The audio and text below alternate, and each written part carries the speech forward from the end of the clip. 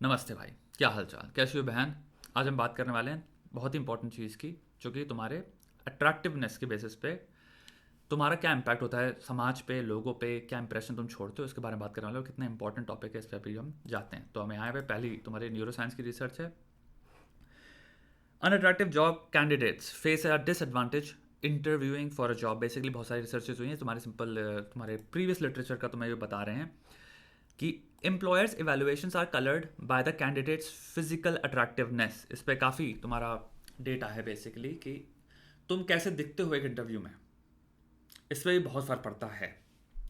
Even though तुम्हारा next, जब तुम्हारा इंटरव्यू चल रहा है और तुम बहुत सारी इंफॉर्मेशन उनको दे रहे हो अपने बारे में, यानी कि उनको पता चल रहा है ओ ये एक्चुअल में बहुत ही क्वालिफाइंग इंसान भी है, इसके ये हैं वो हैं, लेकिन इन्होंने पाया है, बहुत सारी रिसर्चेस पे इन्होंने पाया है कि तुम्हारा इम्पैक्ट जो फर्स्ट इंप्रेशन से हुआ है इंसान की बुद्धि में, वो चला नहीं जाता, वो भी वहां रहता है। तो तुम्हारा जो फर्स्ट इंप्रेशन तुमने इंसान ने बिल्ड किया, उसके बेसिस पे तुम्हारी क्वालिफिकेशन में हो सकता है वो बायस फंसा का फंसा रहे इंसान। दूसरी आया तुम्हारा ये 1970s की रिसर्च है, बेसिकली बहुत बड़ी रिसर्च हो गई है। What is beautiful is good is, हम इसको हेलो इफेक्ट कहते हैं साइकोलॉजी में, ठीक है। इस पे यह है कि कैसे इंसान फर्स्ट इंप्रेशन में खूबसूरत को ऑटोमेटिकली परसीव करता है, क्योंकि हमारे पास डेटा नहीं होता किसी तरह से, तो हम खूबसूरती को एक फेवरेबली, एक बायस्ड वे में परसीव करते हैं कि ये तो अच्छा है। इसलिए तुम पिक्चर को जब देखते हो, सिनेमा में देखते हो, इंटरव्यू देखते हो, जो सुंदर लोग तुम्हारे सामने बैठे होते हैं, ऐसे सुंदर था, तुम्हें काइंड लगता है ये अच्छा है, अच्छा इंसान है यार। ये तुम्हारे दिमाग में एक बायस्ड है, तुमने कभी सोचा ही नहीं, तुम ऑटोमेटिकली परसीव करते हो what is beautiful is good इस तरह से। Results with indicate what is beautiful is good stereotype among the physical attractiveness dimension. ठीक है, ये तीसरी सर्च होगी जिसमें हमने पर्सनालिटी ट्रेट्स के हिसाब से किया है, अग्रीएबलनेस, एक्सट्रोवर्जन, अट्रैक्टिवनेस के हिसाब से। स्टीरियोटाइप क्योंकि ये हो गया, तो ये बेसिकली इसमें स्टडी कर रहे हैं कि क्या हम परसीव करते हैं जो खूबसूरत लोग होते हैं ये बहुत ज़्यादा सोशलेबल भी होंगे, मतलब बहुत ही बात चुक, दोस्ती यारी, मटर गश्ती, मतलब ये काफ़ी एक्सट्रोवर्जन में भी हाई होते हैं कि नहीं होते, ये चेक किया है। तो कुल मिला के हम यहाँ पे तात्पर्य क्या पाते हैं, इंसानी एक फितरत है खूबसूरती के प्रति फेवरेबल होने की। इससे हम अपने जीवन में क्या ले सकते हैं, क्योंकि ये न्यूरो साइंस पे भी रिसर्च किया गया है, साइकोलॉजी में भी, सोशल साइकोलॉजी में रिसर्च किया है, ट्रेड साइकोलॉजी में भी रिसर्च किया। तो मैंने 3 अलग फील्ड की रिसर्चेस दिखाई हैं। ट्रेड साइकोलॉजी हो गई जिसमें पर्सनालिटी ट्रेड्स हो रहा है, सोशल साइकोलॉजी हो गई जिसमें कह रहे हैं भैया परसीव कैसे करते हैं हम सोशली लोगों को, सोशल रिप्रेजेंटेशन, और तीसरी हो गई न्यूरो साइंस। अब तुम एक चीज समझो, तुम्हारा ब्रेन भी ये काम करता है, ठीक है। अब इसको हम 2 तरह से देखते हैं। पहला, तुम्हें जब ये चीज जान जाते हो कि तुम्हारे इंप्रेशन फॉर्मेशन में तुम ऐसे सोचते हो, इसीलिए तुम जब सुंदर युवती को देखते हो तुम एक चीज समझते हो ना, क्यों मुझे प्यार हो गया, क्यों तुम्हें वो अनोखी लगती है, क्यों तुम उसमें बेमतलब की वो चीजें एट्रीब्यूट्स ऐड कर देते हो जिनका तुम्हारे पास कोई एविडेंस नहीं है, कोई डेटा नहीं है। तुमसे अगर कोई बैठ के ढंग से बात करके कहेगा भाई ये डेटा क्या है इसके बारे में, तुम बताओगे ये डेटा है, वो डेटा इंसान कहेगा तो बहुत ही घिरा हुआ डेटा है, ये डेटा डेटा के नाम पे धब्बा है साला, इतना घटिया डेटा है।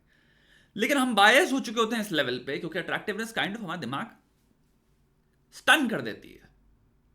अब तुम इसको यूज भी करना है और इससे दूर भी होना है। तुम्हें यूज करना है इसको एज अ वेपन, और तुम्हें इससे दूर होना है एज अ थिंकर, कि ताकि तुम अपनी जिंदगी में बेटर असेसमेंट कर पाओ ऑफ लोगों के बारे में। बिकॉज तुम्हें पता है ये हेलो इफेक्ट है मेरे भाई। जब भी तुम सुंदर लोगों को देखोगे तो मैं भी कोशिश करो, मैंने किताब में भी लिखा था, बहुत ढंग से लिखा हुआ है कि भाई सुंदरता ये सब चीजें हेलो इफेक्ट, इनको हटाओ, डेटा देखो, डेटा क्या है। जब तक इंसान डेटा पे फोकस नहीं करेगा, रेड फ्लैग्स पे फोकस नहीं करेगा, उसकी टेंडेंसी से फोकस नहीं करेगा, उसकी बातों पे फोकस नहीं करेगा, उसकी बातों का, उसके जो कर्म होते हैं इनके बीच के रिलेशनशिप को आप एक्सप्लोर नहीं करोगे, भाई साहब आपको चोट लगती रहेगी जीवन में। आप भले से भले इंसान को देख के, आप क्या होता है, हमारा दिमाग चौकन्ना हो जाता है, फिर अंधा हो जाता है, कहता है इतना सुंदर व्यक्ति है, इसको तो मैं दोस्त बनाना चाहूंगा अपना, अरे भाई जहां पे भी इसके साथ जाते हैं वो होता है, ये होता है। आपको थोड़ा सा लगता है कि खुशी मिल रही है, या जो भी भावनाएं, सुंदर गर्लफ्रेंड, सुंदर फ्रेंड, सुंदर के साथ सोशल, ये वो, हम थोड़ा सा अच्छा फील कर रहे हैं। आपको इन सब चीज़ों को हटा के देखना है, क्योंकि इस बेसिस पे आपको ज़िंदगी में बहुत सारे लोग आपका फ़ायदा उठाएंगे और आपको चोमू बना देंगे कुल मिला के। दूसरा तरीका आ गया भाई तुम्हारे पे, तुम्हें भी इसको अब यूज करना सीखना है, क्योंकि समाज के बारे में तुम्हें एक चीज पता चली है, समाज ऐसे सोचता है। अब तुम यहां पे बोल सकते हो यार लेकिन हम तो सुंदर ही नहीं है भाई, हम क्या करें। कोई सुंदर, I mean of course genetically कुछ लोग सुंदर होते हैं, बट तुम जो भी हो उसमें एक सुंदरता का एक लेवल है जो तुमने अभी अचीव नहीं किया है। हुआ क्या है, बहुत ज्यादा there is a great population जो कि काइंड ऑफ कंफर्ट के मारे, आलस के मारे पड़े हुए हैं। तुमको यहाँ पे हम वेपन दे रहे हैं, मे भी तुम्हारे इंटरव्यूज से लेके, मे भी तुम्हारे इंप्रेशन फॉर्मेशन में लेके, मे भी तुम बहुत ज्यादा सोशल सिनेरियोज में चीजें अपने तरीके से अपने प्रति, अपने फेवर में ले जा सकते हो। अगर तुम थोड़ी सी ये चीज कर लो कि भाई मैं जो भी हूं उसमें मैं बेस्ट दिखता हूं कि नहीं दिखता, ये और छोटा सा क्वेश्चन अपने आप से लेकिन जरूर पूछो, do I look, am I the best version जो कि मैं बन सकता हूं अपने जीवन का, यस और नो। मैं नहीं कह रहा भाई बॉडी बिल्डर बन जाओ, मैं कह रहा हूं क्या तुम डिसेंटली एथलेटिक नॉर्मल अच्छा दिखने वाले इंसान हो? क्या तुम्हारी दाढ़ी, क्योंकि तुम्हें दाढ़ी पसंद है तो बस उग रही है जैसे झाड़ उगती है बाहर, या तुम एक्चुअल में हर 2 हफ्ते में उसको ग्रूम करते हो? जैसे तुम अभी ये देख रहे हो, ये ग्रूम्ड दाढ़ी है भाई, ये देखने में 400 गुना बेहतर लग रही है अगर मैंने यहाँ पे झाड़ उगा रखी होती उससे। सिमिलरली बाल ग्रूम्ड बाल हैं इसलिए 400 गुना बेटर लग रहे हैं अगर मैं सिंपल बाल उग रहे होते हर जगह और मैं इनको ना ग्रूम कर रहा होता, ना काट रहा होता। तो क्या होता है, एक प्रेजेंटेबिलिटी में, इंप्रेशन फॉर्मेशन में मैं काफी इंपैक्ट अपने खुद के एफर्ट की वजह से डाल पा रहा हूं, यानी कि लोग क्या सोचते हैं मेरे बारे में, इस पे भी मेरा थोड़ा सा फिर जितना भी मेरी पावर है मैं उसको यूज कर पा रहा हूं। एंड तुम्हें ये करना है मेरे भाई। अगर तुम्हें वीडियोस चाहिए कि दाढ़ी जैसे मैंने रख रखी है उसके पीछे क्या है, मैं वो बना दूंगा अलग, लेकिन कुछ चीजों पे प्लीज ध्यान देना शुरू करो। पहली अपनी हो गई फिजिकल हेल्थ, किसी लेवल पे थोड़ा सा ऐसा करो कि तुम्हारे कपड़े तुम पे अच्छे फिट होने लग जाएं। अगर नहीं है तो आज से शुरू करो, आग लगा दो अपने अंदर, कहो भाई ये अब एक धर्म है मेरा, ये इसलिए नहीं कर रहा हूं क्योंकि मुझे सुंदर दिखना है आप शीशे में अपने लिए, नहीं, ये इसलिए करना है क्योंकि इससे बेनिफिट है, सोशल लेवल पे बेनिफिट्स हैं इसके मेरे भाई। दूसरी चीज हो गया भाई, मुझे ग्रूमिंग करनी है अपनी, इसलिए नहीं करनी क्योंकि मुझे बहुत ही सुंदर दिखना है, इसलिए बिकॉज भाई एक अच्छी हैबिट है, एक अच्छी हैबिट है। इसमें भी काफी रिसर्चेज हैं, तुम जो अगर तुम अपने आप को जब देखते हो और तुम्हें लग रहा है या I take care of myself, self efficacy बनती है इससे, you kind of like yourself. और वहीं एक इंसान जो ना नहाता है ना धोता है, वो गंदगी से अपने आप को शीशे में देखता है, उसका काम करने का भी मन नहीं करेगा क्योंकि वो जिससे देख रहा है उसको देख के उसको रिस्पेक्ट नहीं आ रही, प्राउड फील नहीं कर रहा भाई। तो अपने आप को भी तोड़ना शुरू करो, तोड़ मरोड़ के उस जगह से बनाना पड़ो, क्योंकि उसके पहले सोसाइटल बेनिफिट्स हैं, इंट्रापर्सनल बेनिफिट्स हैं, मेंटल हेल्थ बेनिफिट्स हैं, ठीक है। इन सब चीजों को अवेल करो मेरे भाई।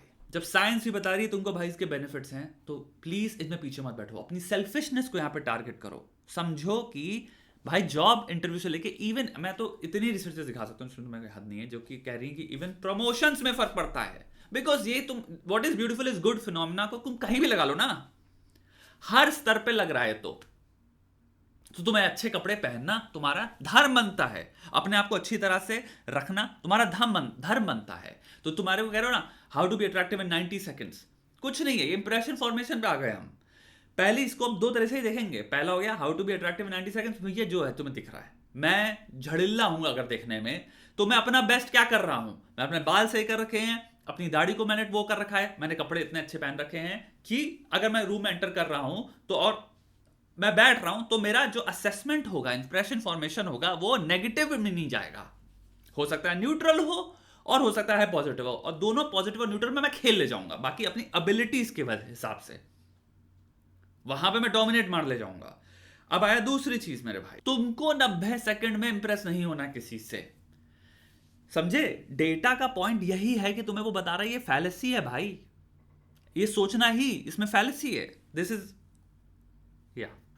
तो तुमको इसमें नहीं पढ़ना, तुमको इंप्रेशन फॉर्मेशन में मे बी डेटा पे रिलाई करो, मे बी अट्रैक्शन को जितना पीछे छोड़ पाओ, मे बी तुम इंसान को देखो कि कहां किस लेवल की अगलीनेस है इसके अंदर, किस लेवल के फायदे हैं, किस लेवल का नुकसान है, किस लेवल की कॉम्पैटिबिलिटी है। मे बी डेटा मुझे गाइड करेगा better toward making better decisions in life, rather than fucking देख के इंसान को कि भैया सुंदर कितना है इंसान, उससे दूर रहो।